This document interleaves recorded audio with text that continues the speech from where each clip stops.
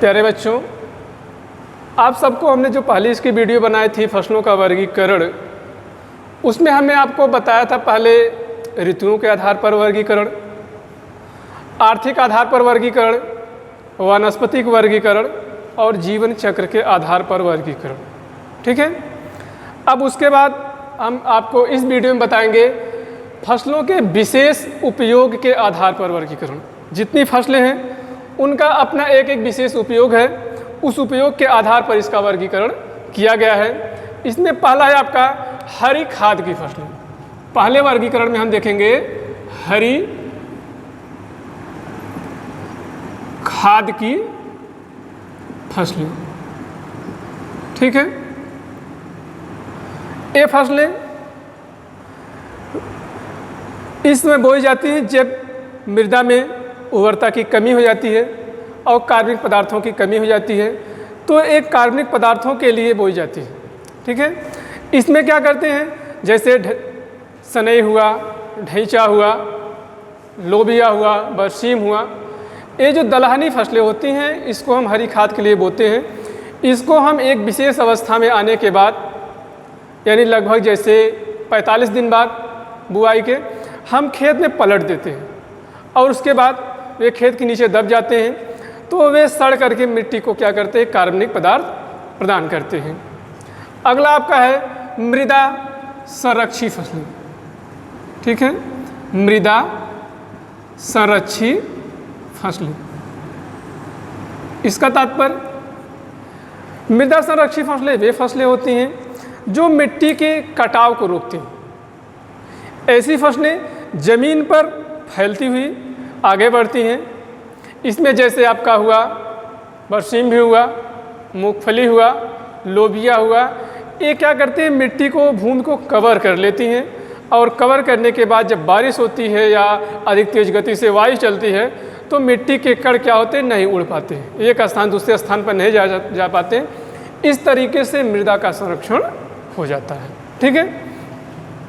अगला आपका है तीसरा नगदी फसलें। ठीक है।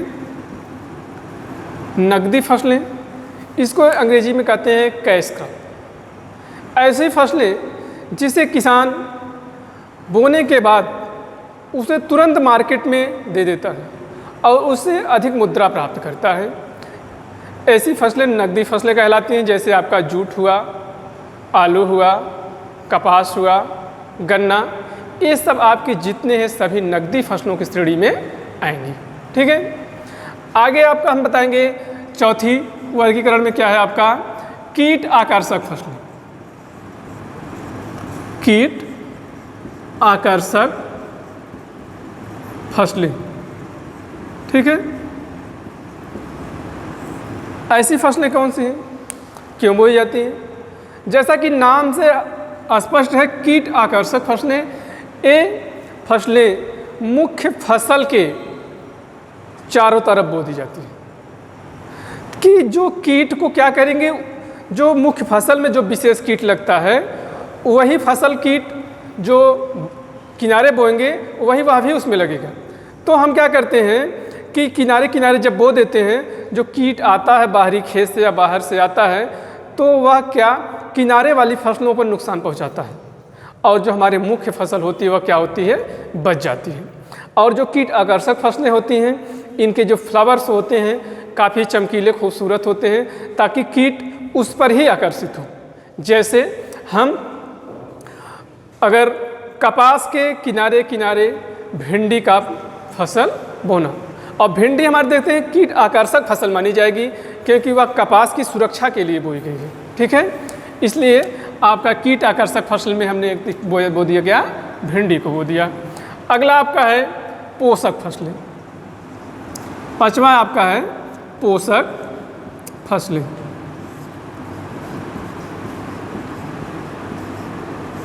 पोषक फसलें, ऐसी फसलें क्या होती हैं जो फसलें क्या करती हैं, मृदा की उर्वरता को बनाए रखती हैं। देखा जाए तो जैसे हम क्या करते हैं कि गेहूं के साथ अगर चना बो देते हैं तो गेहूं क्या करता है, उर्वरक को तो ले लिए ज़मीन से, लेकिन उर्वरक को देता नहीं। लेकिन चना जो है दलहनी फसल होने के नाते वायुमंडल से नाइट्रोजन को क्या करता है, एकत्रित करता रहता है, नाइट्रिफिकेशन करता रहता है। इस तरीके से जो उसमें नाइट्रोजन था क्या है चने का, उसमें फिर क्या है पौधा भी आपको गेहूं भी प्राप्त कर लेता है। इस तरीके से ये आपकी पोषक फसलें आती हैं। अगला आपका है छठवां, रक्षक फसलें। रक्षक फसलें,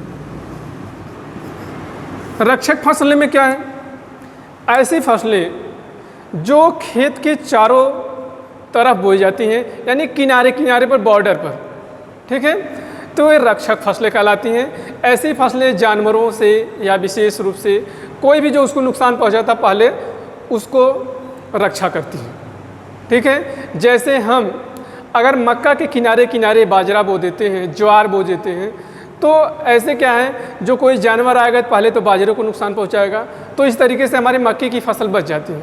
इसलिए बाजरे को हम क्या कहेंगे, बाजरे को रक्षक फसल कहेंगे, ठीक है, जो उसको किनारे किनारे बोए गए हैं। आगे आपका है सूचक फसलें। सूचक फसलें ऐसी फसलें जो पोषक तत्वों की कमी के लक्षण अपने ऊपर प्रदर्शित कर देती हैं, वे सूचक फसलें कहलाती हैं। जैसे गोभी और आपका मक्का। गोभी में क्या है, जब नाइट्रोजन की कमी होने लगती है तो पत्तियां क्या करती हैं, पत्तियां ऐसे हल्की से टेढ़ी हो जाती हैं, माने उल्टे कलर में टेढ़ी हो जाती है और हल्के हल्के फफोले दिखाई देने लगते हैं, तो हम जान जाते हैं कि इसमें पोषक तत्व की कमी हो रही है। मक्का में क्या है, मक्का में जैसे ही जिंक की कमी हुई तो मक्की की जो अग्र कलिका यानी ऊपरी वाली कलिका है वह सफ़ेद हो जाती है, यानी हरिमाहीनता हो जाती है, क्लोरोफिरूस में क्या होता है, समाप्त हो जाता है, ठीक है। इस तरीके से हम जान जाते हैं कि अब इस मक्के में क्या है, नाइट्रोजन की कमी हो गई, नहीं जिंक की कमी हो गई है। तो इस तरीके से ये सूचक फसलों की श्रेणी में आएंगी। आगे आप कहे हैं ट्रक फसलें। ट्रक फसलें, ट्रक फसलें क्या हैं, ऐसी फसलें कि जो किसान अधिक मात्रा में उगाता है और दूरस्थ बाज़ारों में भेजने के लिए उगाता है। जैसे आपका आलू हुआ, ठीक है, गन्ना हुआ, कपास हुआ, इसको टनों में उगाया जाता है अधिक मात्रा में, और इसको अधिक समय तक संरक्षण ना करके हम क्या करते हैं, अपने से दूर बाज़ारों में, मंडियों में अच्छे दामों पर बेच देते हैं, ठीक है। आगे आपका है, ये वर्गीकरण तो पूरा हो गया। आगे आपका वर्गीकरण है सातवां कि बच्चों आपने देखा फसलों का विशेष उपयोग के आधार पर वर्गीकरण हमने आपको बता दिया। अब आगे आपका है प्रकाश अवधि के आधार पर वर्गीकरण। प्रकाश अवधि के आधार पर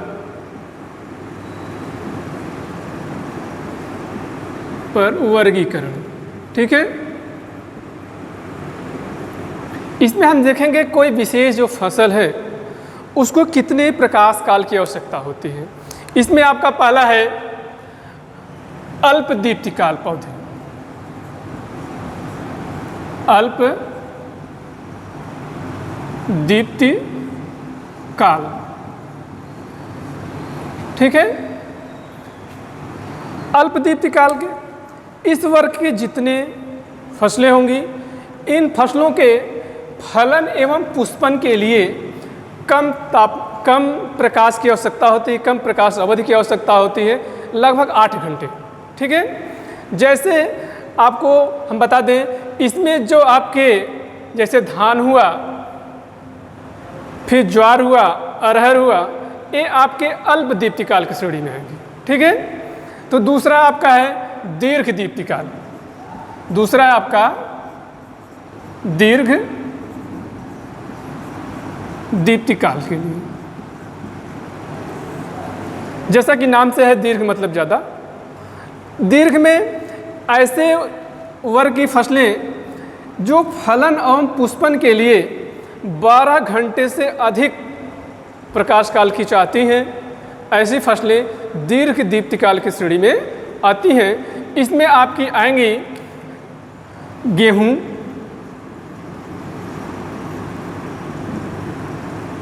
चना, मटर आदि। ठीक है, इनके पुष्पन के लिए 12 घंटे से अधिक प्रकाश काल की आवश्यकता होती है। ठीक है, और अगला तीसरा आपका इसी में और लास्ट भी है, प्रकाश निष्प्रभावी। प्रकाश निष्प्रभावी। ठीक है, प्रकाश निष्प्रभावी इसका तात्पर्य है ऐसी फसलें जिनके फलन एवं पुष्पन पर प्रकाश अवधि का कोई भी प्रभाव नहीं पड़ता। ठीक है, वे प्रकाश निष्प्रभावी पौधे कहलाएंगे, जैसे आपका है सूर्यमुखी। ठीक है, आशा है कि आप लोग इसको पढ़ेंगे, जानकारी प्राप्त कर लेंगे और अच्छी तरीके से इसको अध्ययन आप लोग कर लीजिएगा।